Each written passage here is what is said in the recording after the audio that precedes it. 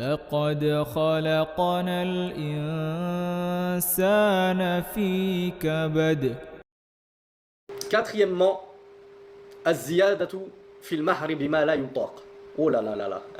Là, les frères vont dire enfin le frère, il vient à notre rescousse. L'augmentation du mahr. Qui me rappelle déjà c'est quoi le mahr? Qu'on appelle aussi as-sadaq. Le mahr as-sadaq, c'est la dot. L'augmentation des dots. Tu n'épouseras pas ma fille tant que tu n'auras pas posé 5 000 € sur la table, que tu lui auras confectionné 5 robes de couleurs différentes au bled, sachant que chaque robe coûte 300 €, que tu sois propriétaire d'un pavillon avec jardin, etc. Wow, c'est devenu trop. C'est devenu trop. Le shir nous dit, al-as, la base, alors je vais parler directement en français comme ça on va gagner du temps. La base, c'est qu'il n'y a pas de limite pour le mahr. Tu peux donner autant que tu veux. Au point qu'un sahaba, Rasulullah sallallahu alayhi wa sallam, lui avait dit, va lui chercher chez toi quelque chose à lui donner en dot, ne serait-ce qu'une bague en fer. Donc pourquoi il y a des parents qui veulent que leur fille devienne riche? Toi-même, ma caméra qui a lâché, toi-même, Akhi, tu n'as pas élevé ta fille dans le luxe. Pourquoi est-ce que le futur mari de cette femme, de ta fille, devrait la couvrir de bijoux et de luxe? Donc le shir nous dit que la base, c'est qu'il n'y a pas de limite, de limite vers le bas de mahr. Tu peux donner 1 €, tu peux donner 2 € si la sœur est d'accord. Il nous dit cependant l'exagération dans le mahr, dans la dot, et de demander des sommes faramineuses, ceci est contraire à la guidée du messager d'Allah sallallahu alayhi wa sallam. Et en faisant cela, mes frères, vous êtes en train de priver les filles que vous avez sous votre tutelle de mariage. Parce que nous qui venons pour les épouser et qui correspondons parfaitement à ce que la sœur recherche, on ne pourra pas l'épouser à cause des sommes astronomiques que vous demandez. On est des étudiants. On ne gagne pas 3 000, 4 000 € par mois. Et vous demandez parfois jusqu'à 1 année de salaire. Et ça, le shir nous dit que c'est l'un des meilleurs moyens pour pousser les gens au célibat. Vous empêchez les gens de se marier, du coup ils restent célibataires indéfiniment. À cause de quoi? Parce que la sœur elle est moche, parce que le frère il n'est pas assez religieux, parce que si, parce que non, à cause de toi, Akhi, qui demande une dot astronomique en mariage pour ta fille, alors que ta propre fille se contenterait d'une bague en fer. Justement, ta propre fille, comme on le voyait du temps des compagnons du messager d'Allah sallallahu alayhi wa sallam, elle se contenterait d'un enseignement du Coran. Moi, tout ce que je demande en dot, c'est que mon mari m'apprenne un petit peu du Coran. Il m'apprenne le tajwid et il m'apprend quelques sourates. Allahumma barik. Elles sont où encore ces sœurs?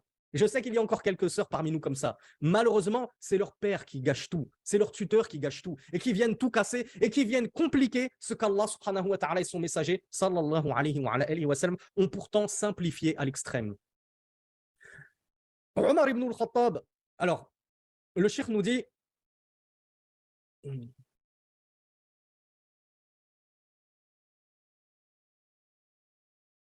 qu'Omar ibn al-Khattab avait dit, Ala la tughalu bi sadaqati an-nisa fa innaha law kanat mukrama fi ad-dunya aw taqwa 'inda Allah لكان أولاكم بها النبي صلى الله عليه وعلى آله وسلم وما أصدق رسول الله صلى الله عليه وعلى آله وسلم امرأة من نسائه ولا أصدقت امرأة من بناته أكثر من 12 أوقية. Alors il y a un hadith de Omar ibn al-Khattab qui a dit n'exagérez pas dans la demande des dots de vos filles sous vos tutelles. Il a dit que Rasulullah sallallahu alayhi wa sallam était le meilleur à honorer les femmes. Et pourtant, il n'a jamais donné plus à ses épouses, ni n'a-t-il demandé plus pour que les autres épousent ses filles, pour donner ses filles en mariage, que 12 awqiya, qui était une valeur. Alors, j'avais fait mes calculs dans, je crois, ce cours-ci, justement, les erreurs sur le mariage dans la playlist, les erreurs répondues sur ma chaîne Sami Philippe sur YouTube. Et je crois que j'avais trouvé que c'était 500, ou il me semble que c'était 500. Le frère Ahmed qui me dit que j'avais dit 700.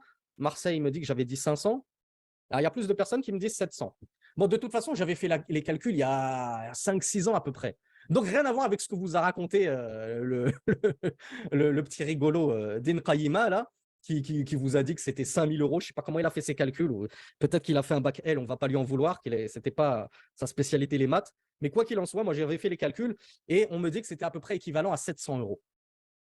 Bien sûr, c'est dur de faire une estimation parce que trouver combien ça représentait il y a 1400 ans, sachant que le cours de l'argent et de l'or, ça évolue en permanence, c'est dur. Mais on sait que c'était une dot raisonnable. Et 700 €, c'est raisonnable. Alors que 7 000 € ou 5 000, je ne sais pas ce qu'il a dit, Mohamed Navir, ce n'est pas du tout raisonnable. Au contraire, personne ne pourrait se marier si on fixait des dots pareilles. Donc, si un père demande 1000 euros, je pense que 1000 euros, ça peut être raisonnable. Vous voyez, ça peut aller. Mais quand on va jusqu'à 3000, 4000, 5000, là, vous aurez des comptes à rendre pour avoir laissé les gens dans leur célibat à cause de vos excentricités. C'est Allah qui enrichit. C'est pas toi qui enrichis ta fille en imposant au futur mari qui lui donne 10 000 euros de dot. C'est Allah yarzuqukum. Allah yarzuquhum wa iyyakum. C'est Allah qui les nourrit, vos enfants et vous-même. Ne t'inquiète pas, ils auront leur subsistance s'ils ont fait les choses dans le halal. Je vous rappelle, mes frères et mes sœurs, de bien faire votre prière de consultation, salat istikhara, avant de vous lancer dans le mariage. J'ai eu trop de retours de personnes qui pleurent parce que leur mariage, c'est une catastrophe. Quand on leur demande si vous avez fait salat istikhara, est-ce que vous avez consulté Allah? Non, on ne l'a pas fait. Comment tu veux qu'Allah place sa bénédiction dans ton mariage si tu te maries sans l'aval d'Allah subhanahu wa ta'ala, sans la consultation d'Allah, sans sa bénédiction? Tu vas consulter toutes tes copines. Eh, regardez, c'est lui le frère que je veux épouser, vous le trouvez beau? Regardez comme il est beau gosse avec son petit contour, là, sa barbe bien taillée et tout. Regardez, il a des beaux biceps, etc. Tu as consulté toutes tes copines sur Twitter. Mais Allah, tu ne le consultes pas. Et après, tu te plains qu'il t'ait fait la misère. Et pareil pour toi, Akhi. Hein. Regardez ma future femme, comment elle est belle gosse, gna gna gna gna gna gna. Et tu consultes pas Allah, tu fais pas ta prière de istikhara. فادخلي في عبادي وادخلي جنتي